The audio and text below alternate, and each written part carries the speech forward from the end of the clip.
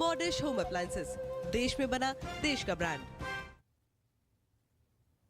नमस्कार, आप सभी का स्वागत है। आप देख रहे हैं न्यूज 24। मैं हूं आपके साथ अंजलि आनंद। बुलेटिन की शुरुआत कर लेते हैं इस वक्त की ब्रेकिंग न्यूज के साथ। मुंबई में आज न्याय यात्रा का समापन समारोह है और समापन समारोह में दिखेगी इंडिया की एकजुटता। यात्रा के समापन में जुटेंगे इंडिया के कई नेता। अखिलेश, तेजस्वी यादव भी हो सकते हैं शामिल। इंडिया गठबंधन के 15 से ज्यादा नेता शामिल हो सकते हैं। तो यात्रा के समापन में जुटेंगे कई नेता और कहा जा सकता है कि आज ये सुपर संडे। तो भारत जोड़ो न्याय यात्रा के समापन समारोह से पहले राहुल गांधी और पार्टी महासचिव प्रियंका गांधी ने मुंबई के मणि भवन से अगस्त क्रांति मैदान तक जन न्याय पदयात्रा निकाली और इस दौरान सैकड़ों हजारों समर्थक भी राहुल की पदयात्रा में शामिल हुए।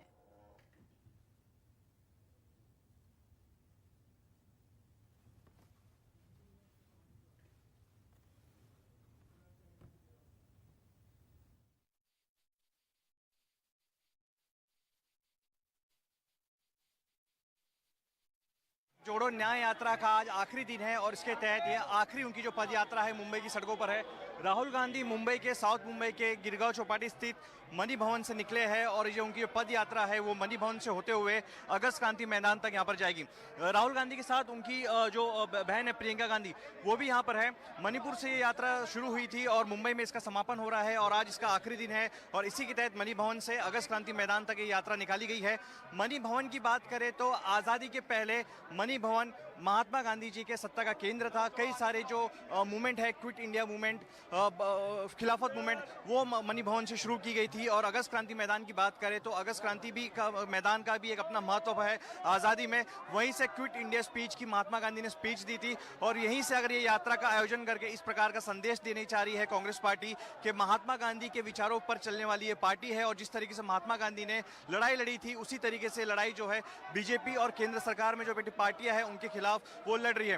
राहुल गांधी उतरे हुए हैं। 12 तारीख को जो भारत जोड़ो न्याय यात्रा है वो महाराष्ट्र में दाखिल हुई थी और नंदुरबार जिले से शुरू होते हुए धुले, मालेगांव, नासिक होते हुए थाने से ये मुंबई पहुंची हुई थी और आज मुंबई में इसका आखिरी दिन है। शाम को एक भव्य रैली का भी यहाँ पर आयोजन किया गया है कांग्रेस पार्टी द्वारा और इसमें कई सारे जो इंडिया गठबंधन के जो प्रमुख नेता है वो भी यहाँ पे शिरकत करेंगे। फिलहाल जो है मुंबई की सड़कों पर आप देख सकते हैं कि राहुल गांधी और प्रियंका गांधी यहाँ से निकले हुए मणि भवन से अगस्त क्रांति मैदान तक और सैकड़ों कार्यकर्ता कांग्रेस पार्टी के और उनके समर्थक यहां पर पहुंचे हुए हैं। आखिरी यात्रा है, मणिपुर से ये यात्रा शुरू हुई थी और आज मणि भवन से अगस्त क्रांति तक ये पद यात्रा जो राहुल गांधी जो है वो कर रहे हैं। कैमरा पर्सन सुनील भारती के साथ अंकुश जायसवाल, न्यूज 24 मुंबई। तो तमाम जानकारी के साथ हमारे सहयोगी मुंबई से अंकुश जायसवाल लाइव जुड़ चुके हैं। अंकुश, देखिए, अगर देखा जाए आज बेहद खास दिन, इंडिया गठबंधन के तमाम वरिष्ठ नेता पहुंचेंगे तो ये कहा जा सकता है एक तरफ तारीखों का ऐलान हुआ है और आज जब रैली को संबोधित किया जाएगा सबकी निगाहें विपक्ष की एकजुटता और कह सकते हैं शक्ति प्रदर्शन। जी बिल्कुल, इसे कहना गलत नहीं होगा कि शक्ति प्रदर्शन होगा। राहुल गांधी की जो न्याय यात्रा शुरू हुई थी मणिपुर से उसका मुंबई में समापन होगा और इस रैली के जरिए इसका समापन होगा। लेकिन जहां पर रैली का ये समापन होगा इस सभा के जरिए, तो यही इस सभा के जरिए इंडिया गठबंधन के चुनाव प्रचार का आगाज़ भी होगा। राहुल गांधी की ये रैली के 20 साल बाद आयोजित की जा रही है। मतलब कांग्रेस पार्टी की जो रैली है शिवाजी पार्क में 20 साल बाद आयोजित की जा रही है। इससे पहले 2003 में कांग्रेस पार्टी ने इस मुंबई के शिवाजी पार्क में रैली को आयोजित किया था। उस वक्त सोनिया गांधी ने रैली को संबोधित किया था और आज की रैली में भी सोनिया गांधी और प्रियंका गांधी भी शामिल हो गए। उद्धव ठाकरे, शरद पवार भी शामिल हो गए। अखिलेश यादव और तेजस्वी यादव की भी बात कही जा रही है आने की और कंफर्मेशन भी मिल चुका है।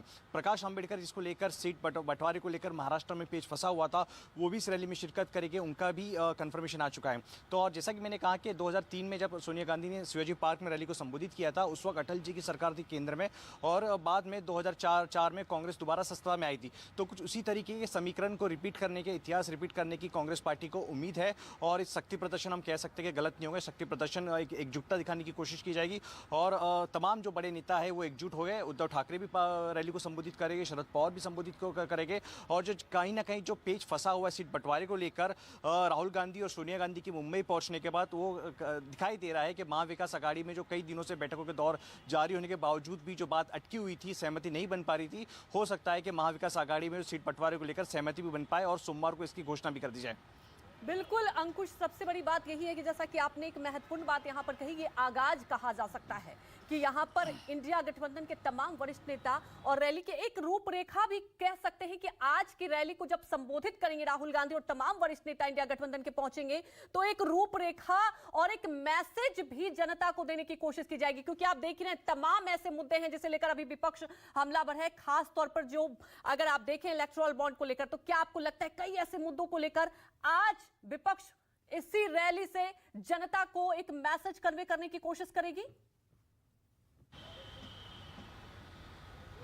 हाँ जी, बिल्कुल सही कहा। ऐसा कहना गलत नहीं होगा कि कार्यकर्ताओं में और जनता में जोश बनने की कोशिश की जाएगी, खास करके कांग्रेस कार्यकर्ताओं को जो थोड़े से कहीं ना कहीं उनमें उत्साह कम दिखाई दे रहा है। लेकिन लगातार जो इंडिया गठबंधन के जो नेता हैं उनकी कोशिश है कि कहीं ना कहीं जो ग्राउंड फील्ड में जो कार्यकर्ता मौजूद रहते हैं उनमें एक जोश भरा जाए। और आज जब पद यात्रा निकाली गई थी राहुल गांधी ने, तो भी हमने देखा कि तमाम जो कार्यकर्ता है उनमें एक जोश बढ़ाने का, एक मोटिवेट करने का राहुल गांधी काम कर रहे थे। और जो भारत जोड़ो यात्रा, न्याय यात्रा है, उसमें भी उन्होंने जो भी जनता उनसे जुड़ रही थी या फिर जो कार्यकर्ता जो कांग्रेस से जुड़ रहे थे, जहां भी वो जा रहे थे वहां पर सबसे पहले वो संबोधन कर रहे थे कार्यकर्ताओं को और जनता को। तो यहाँ पे भी जो शिवाजी पार्क है, फिलहाल मैं मौजूद शिवाजी पार्क में तस्वीर आपको बता दूं कि यहाँ पे भी करीब 1 लाख लोगों के पहुंचने का यहाँ पे इंतजाम यहाँ पर किया गया है। और पिछले कई दिनों से जो महाराष्ट्र कांग्रेस की पार्टी है, कांग्रेस की जो महाराष्ट्र इकाई है, वो यहाँ पे तैयारी कर रही थी इस रैली के लिए। तो काफी कम ही देखने को मिलता है कि कांग्रेस की इतनी भव्य रैली का आयोजन महाराष्ट्र में, लेकिन जो कि राहुल गांधी यहाँ पर है, उनके न्याय यात्रा का समापन है और इंडिया गठबंधन के चुनाव प्रकार का आगाज है। तो यहाँ पर बहुत ही बड़े पैमाने पे यहाँ पे रैली का आयोजन किया गया है।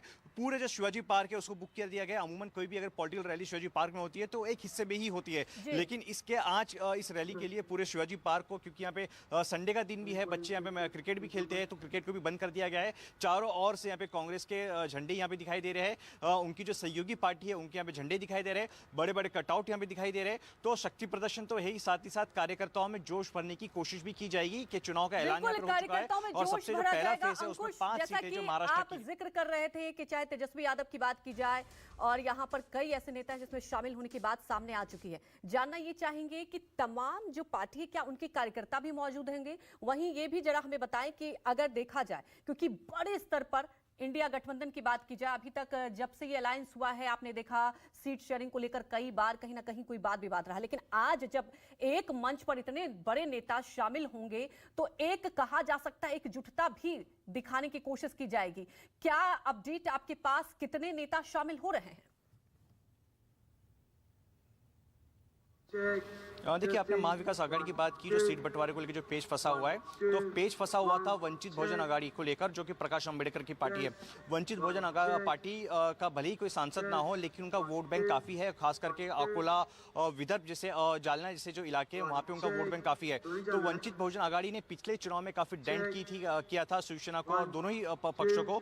तो इस बार वंचित बहुजन आघाड़ी को कम नहीं आंका जा रहा है और वंचित बहुजन आघाड़ी को लेकर ही पेच फंसा हुआ था। तो राहुल गांधी के आने के बाद मल्लिकार्जुन खड़गे ने स्वयं पत्र लिखा है प्रकाश अंबेडकर को इस रैली में शामिल होने का, और प्रकाश अंबेडकर की तरफ से ये कंफर्मेशन भी आ चुकी है और प्रकाश अंबेडकर ने भोज के लिए न्योता भी दिया है मल्लिकार्जुन खड़गे को और राहुल गांधी को। तो कहीं ना कहीं महाविकास आघाड़ी में जो वंचित बहुजन आघाड़ी को लेकर जो पेच फंसा हुआ था वो सुलझता दिखाई दे रहा है। और जो सूत्र हमारे बता रहे हैं कि हो सकता है कि 48 में से 60 सीटें जो है वंचित बहुजन आघाड़ी को दिया जाए। एक चीज है। दूसरी चीज ये, इस बार जो समीकरण लोकसभा चुनाव में पूरी तरीके से अलग है, क्योंकि उद्धव ठाकरे कांग्रेस पार्टी के साथ में है, हमेशा से कांग्रेस पार्टी बदल गए अंकुश, और यही तो बात है कि देखिए अब सीट शेयरिंग का जो पेज फंसा हुआ है उस पर भी मंथन होगा। हमारी सर्च करने के लिए आपका शुक्रिया। इसी बीच एक और बड़ी